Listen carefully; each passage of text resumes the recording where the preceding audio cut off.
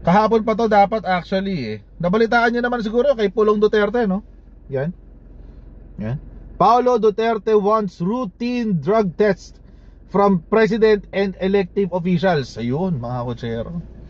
Hindi ko alam kung matutuwa ako dito, mabubisit eh. Alam niyo kung bakit? Kasi alam niyo, eto kasing drama na to ni Pulong, eh, alam naman na natin yung motibo niyan. Alam na natin yung motibo niyan, kung bakit siya gumaganyan. But let's see first. Okay, basahin na muna natin kasi alam natin yung mga drama-drama ng mga Duterte. Di ba? Pag Duterte, if it's from Duterte, it must be kagaguhan. Sorry naman, Lord. Pero yun talaga eh. Yun yung best description sa mga pinaggagawa ng mga Duterte eh. Wala nang iba, that's it. Oo. Walang ibang magandang description eh. Sabi sa balita, ito yung balita, binabasa ko, ng PhilStar. Representative Paolo Duterte, 1st District on Monday, filed a bill that will require all elected and appointed officials, including the president, to undergo mandatory random drug testing every 6 months. So House Bill 10744 amends Republic Act 9165, yung Comprehensive Dangerous Drugs Act, to specify that all screening tests will be done through hair follicle testing, while confirmatory tests will involve urine drug test. Tapos, the lawmakers' bill covers all elected and appointed officials in public offices, including the President of the Republic of the Philippines, according to a news release. Ayan. Ano mga kutsero, alam naman natin kung bakit may ganyan drama si Pulong. Oo. Alam naman natin kung bakit may ganyan. Well, alam nyo rin, isa pa sa mga bagay na alam natin mga kutsero, ay si Pulong ay walang kwentang congressman. Oo. Mga kutsero. Si Pulong ay yung tao na humingi. Take note, humingi ng 51 billion sa ating kongreso noong panahon ng kanyang tatay na si Digongong. Humingi siya 51 billion para sa flood control project daw ng Davao City, na hindi naman nangyari yung flood control. Malamang sa malamang nangyari yung flood control project, pero walang flood control na naganap. Ganon. Ganon yung nangyari. Wala namang flood control na naganap. Sige nga, sabihin nyo nga sa akin kung mayroong flood control na naganap. Diba? Wala namang flood control na naganap eh. So siya yung kongresista noon. Siya yung Davao City 1st District Representative. And alam naman natin, syempre pamilyang Duterte, walang magandang lalabas dyan. Anyway. So meron na ba Supreme Court decision? Tingnan nga natin yung Supreme Court decision. Okay. Ang alam ko kasi mga kutsero, merong Supreme Court decision when it comes doon sa elections.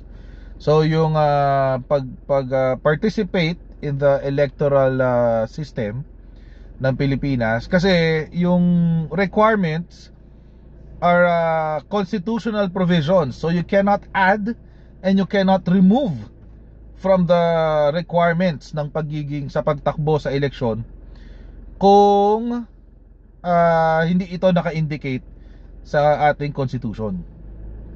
As far as the elective officials are as being part of the electoral process is concerned. Pero wait lang, hindi ko pa nakikita yung sa regular. Right now wala ako nakikita yung related sa elected officials already. So let's say naka-elected na, walang so far ito tinitignan ko lang dito. I may be wrong, baka hindi ko pa nakakalkal ng mas malalim, pero pag nakita ko, I'll post it sa aking Facebook page. All 2017 taking effect on April 18, 2017, provided that any public official or employee found positive for drug use at the first instance shall be required to undergo mandatory rehabilitation or counseling program depending on the severity of drug use. Those who refuse such or fail to complete the rehab program shall be formally charged with administrative offense or grave misconduct. Ayun lang. Ayun lang. Oo, yun lang. Kasi mga kotsero, wala pang jurisprudence. Pero meron kang CSC guideline. Meron kang CSC guideline. So yung kasi yung nandoon sa yung nasa bill na ipinopropose ni Pulong Duterte, kapag ikaw is found to be positive sa drug testing at sa random drug testing, kapag positive ka doon, immediately tanggal ka. Yun yung sa batas, yun yung sa kanya. Ngayon, etong sa sa CSC naman, ang nakasulat iba. You should be subjected to disciplinary and administrative proceedings with a penalty of dismissal from service.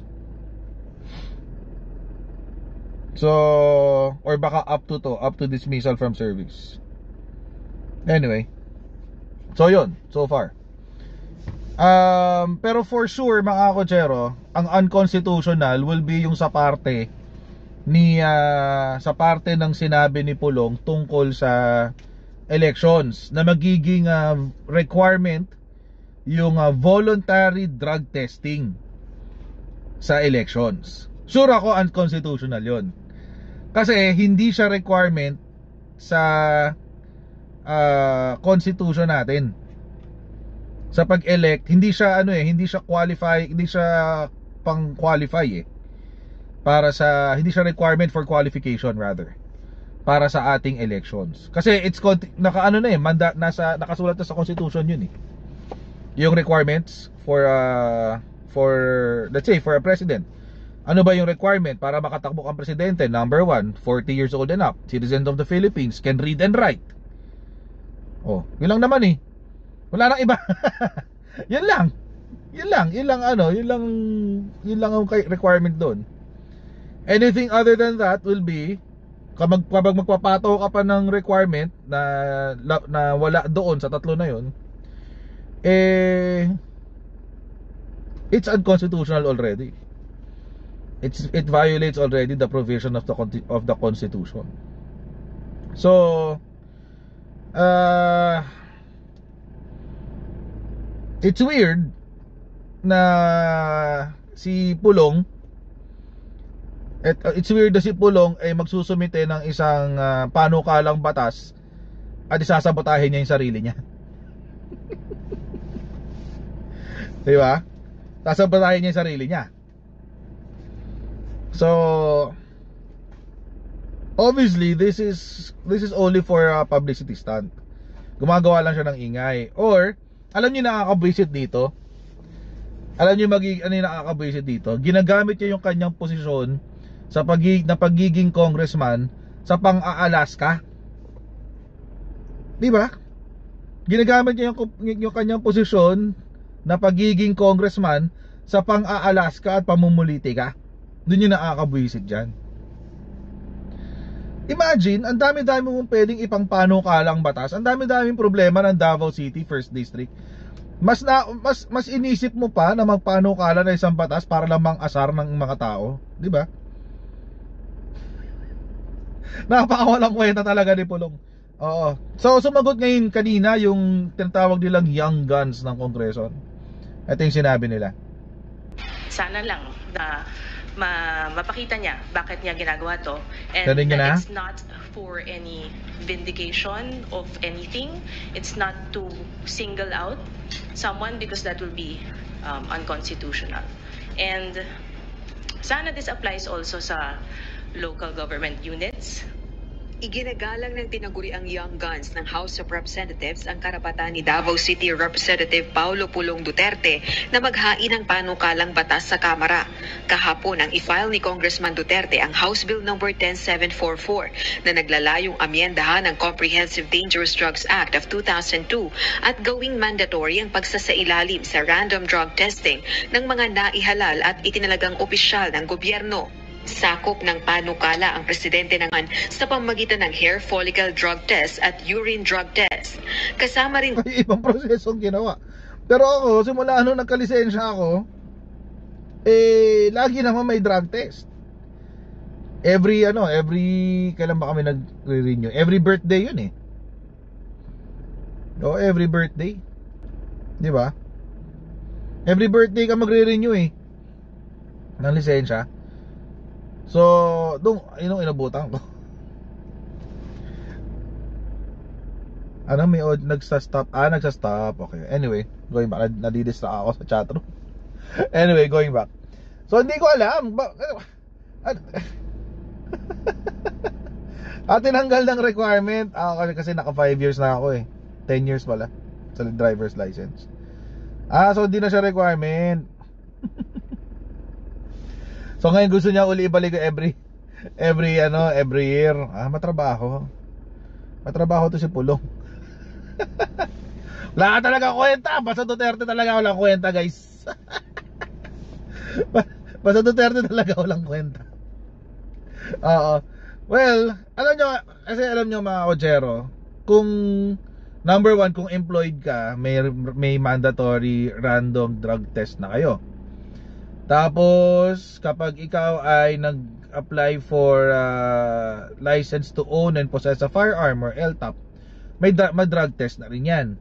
Tapos ano pa ba? May mga drug test. LTAP, madami. But anyway, so ewan ko lang, ano bang gusto patunayan to ni Pulong? Hindi ko maintindihan, ba gusto niyang patunayan? Tuloy natin. Sa voluntary random drug testing sa mga kakandidato 70 araw bago ang halalan. Pahayag ng mga kongresista, hindi dapat personal na agenda at politika ang layunin ng isang mambabatas sa pagsusulong ng isang panukalang batas. We hope na lang to see that there should be less amounts of personal agendas in the filing of bills and more towards the vision of a better country. Sa kabila nito, nagpahayag naman ng suporta ang ilang kongresista kaugnay ng panukalang drug testing sa mga opisyal ng gobyerno, lalo na't dapat matiyak na malinaw ang pag-iisip ng mga namumuno sa pamahalaan. Okay. Should we see in the committee that it passes that, I see nothing wrong with the bill and we will definitely support it. In fact, perhaps we could even explore expanding it, not just to public officials, maybe to certain all of government, maybe vloggers, para clear na rin yung sinasabi nila that they're also of sound mind and sound body. Pati vlogger. Suportahan ko pa. Gusto niya co-author pa ako. Wala namang masama sa gusto ni Congressman Duterte. Kailangan lang sa sarili niya ay maipagtanggol niya yung panukalang batas na ito, right, at kung bakit niya ito gusto. Kasi bago pa po kami makasuporta, kailangan dumaan muna sa komite. Samantala, questionable naman para sa isang makabayang Black Solon ang timing ng paghahain ng panukala. Okay. Yan lagi yung mga distractions nila eh. Kapag talaga yan? naipit sila, lalo na nandyan ang ICC para tumulong sa Pilipinas para mabigyan ng hustisya yung mga maraming namatay, distractions nila to. Kung hindi man yung red tagging, ay pag-hype up na naman ng kanilang hindi umuubra na approach dun sa drug problem. Sa ilalim ng panukala ni Congressman Duterte, sino mang mapatunayang positibo sa paggamit ng iligal na droga ay papatawan ng kasong administratibo at posibleng masuspindi o mapatalsik sa pwesto. Rosa Licoz, UNTV News and Rescue. Diyos ang aming sa... Personally, on a personal level, sa akin wala namang problema yung drug testing. Dapat nagda-drug testing talaga kasi para masiguro natin na yung mga nakakasalamuhan natin, pati yung mga elected officials natin are clean of all of these BS, no? All of these drug stuff. So para sa akin walang problema yung drug test. Kahit ngayon magpapa-drug test ako maglabas kayo ng ng drug testing kit, no? Ihiya ko diyan. Iyan ko yan. Magkuha kayo ng folic acid. Sige, kuha kayo buo ko. Sige, gusto nyo, wala akong problema. Go! Wala akong problema dyan. Go yan. So, sa akin, walang problema yung drug testing. And kung lalo na kung wala namang itatago, wala namang tatago yung official let's say si BBBM, wala naman siya tatago, hindi naman siya nagka-drugs, o di mandatory drug testing, hindi problema yun, walang issue. Ang akin lang mga kutsero, yung you're wasting the time and taxpayers money. You're wasting time and taxpayers money para lang mang-alahas ka. Diba? Bakit hindi mo yan naisip nung panahon ng tatay mo? Diba? I mean, it's a serious question. Ba't hindi mo yan naisip nung panahon ng tatay mo nung nakikipagbakbakan kayo sa war on drugs? Ba't hindi mo ginawa mandatory ang drug testing during that time? Bakit hindi mo ginawa yung bill na yan nung panahon na inaakusahan yung tatay mo or siya ay pinipilit ng taong bayan na mag-drug testing? Dahil umamin siya na inabuso niya ang paggamit ng fentanyl at umamin siya na siya din ay gumagamit ng marijuana.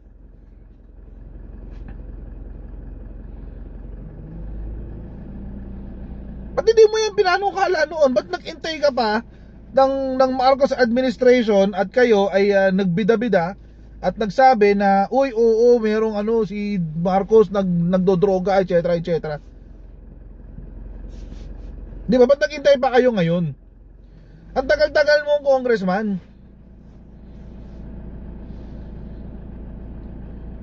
Parang yung parang si Sara, ang tagal-tagal niyang mayor. Nagrereklamo siya sa Davao City na binabaha. Ang tagal-tagal niyang mayor ng Davao City. Kasi nagrereklamo siya, binabaha ang Davao City. Anak-anak di baklong, ba't hindi ka nagpagawa? Ba't di mo inaayos yung drainage dyan? Kasi sisisi niya ngayon kay PBBM, hindi ro kasi nagagamit ng budget ng maayos. As if siya yung COA. Nako, pag naglabas ng COA report, hintayin nyo, pag naglabas ang COA report ng Office of the Vice President at pag yan nakitaan ko ng findings, my goodness. Tsaka yung DepEd ng last year,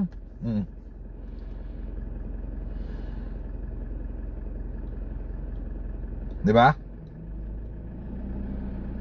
Let's go. Ba't hindi ikaw ang gumawa? Ba't di mo ginawa nung panahon ng tatay mo? Ba't nag-intay ka pa ng napakatagal na panahon? Kaya doon ako nabubwisit, mga kotsero. Doon ako nabubwisit. Yung may effort para mang-asar. Buti sana kayong pang-Alaska nila hindi nakaagastos ng time and resources of the Filipino people. Di ba? Namumulitika kayo, nang-Alaska kayo tungkol sa politika, tapos ang gagamitin nyo yung platform nyo sa Congress? Ba't hindi nyo gawin yan sa labas ng Kongreso? Nagreklamo ba kayo nung naglabasan ng issue tungkol sa kapatid nila nung na mayroong video na nagwiwid daw, allegedly nagwiwid kasama ng isang dating artista? Wala. Umisyo ba sila? Ito si Pulong. Ito, questioning ko to kasi naalala ko bigla. Meron pala ako materyales. Ano masasabi ni Pulong dito?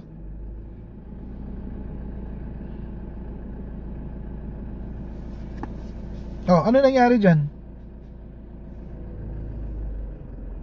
Nahuli na ba yung mga yan? Are they dismissed from service? Kasi ang ganun kasi kakalala yung yung penalty na gusto niya Dismissal from service agad. So sa akin mga Kojero, wala namang problema. Totoo lang, walang problema sa bill. Political strategy lang naman siya eh. Bakit? Kasi wala namang tatanggi sa drug testing. Maliban kay Digonggong nung siya ay nasa issue, nung nai-issue siya sa pag-aabuso ng fentanyl tsaka paggamit ng marijuana. Yun, tumanggi siya sa drug testing.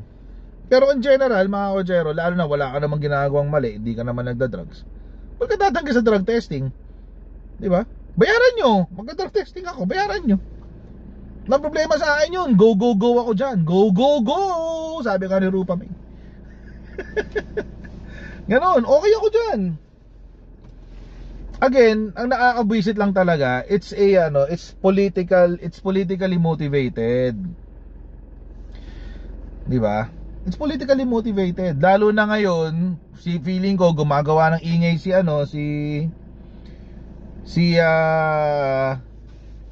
Pulong kasi ganito na yung nangyayari.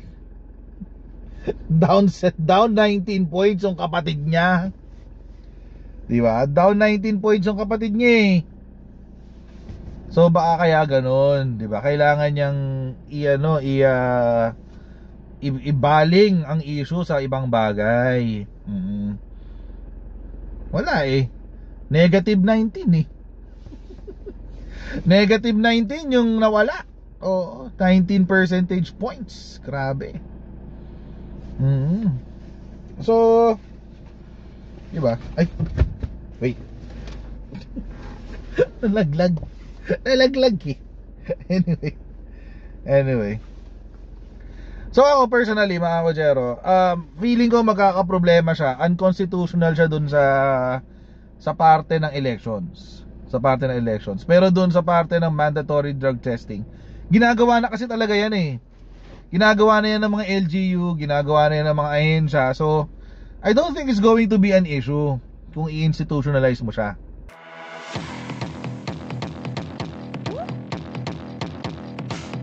Pag ganun, huwag natin gawing tanga mga Pilipino. Mas maganda kasi nasa lugar ka ng tama kaysa yung pinipilit mo yung pagkakamali.